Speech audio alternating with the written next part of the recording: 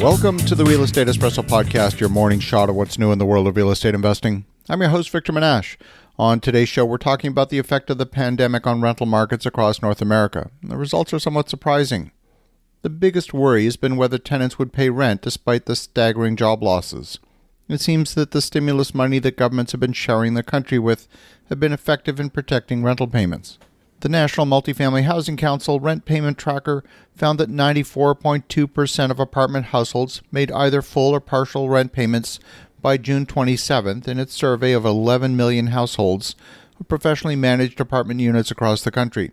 That's a 0.5 percentage point decrease from the share who paid rent at the same time in 2019. It compares with 93.3% that had paid by May 27th of 2020.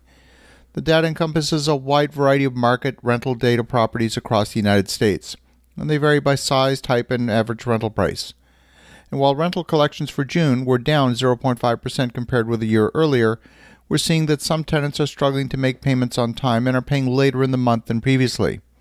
Here, too, the difference is small compared with last year. The biggest drop in rent collections happened in March and April, I think before the unemployment benefits were fully rolled out. Collections have improved steadily in May and June, with the June numbers being virtually identical to the 2019 numbers. Now, there's one caution, and that is that what's happening in the smaller self-managed rental market. We're hearing data that collections in that segment of the market are much lower, and I'll try and get more data on that segment for a future show. So if rental collections haven't really dropped, then what has changed in the rental market? It's a great question. According to a new report on Zumper this month, we can see that some changes in the rental market have taken place. Zumper's National Rent Market Report analyzes rental data from over 1 million active listings across the United States. Data is aggregated on a monthly basis to calculate median asking rents for the top 100 metro markets by population, providing a comprehensive view of the current state of the market. The report is based on all data available in the month prior to publication.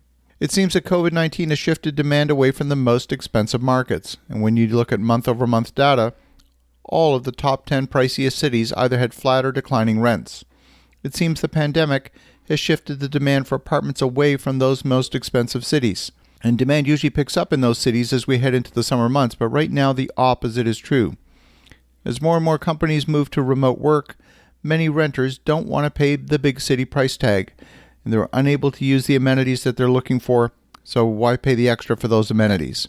The most expensive city in the nation experienced the largest year-over-year drop since Zumper started creating these reports back in 2015. In San Francisco, one-bedroom rent is down 9.2% since this time last year to a monthly rental rate of $3,360. That's the lowest price point since March of 2017.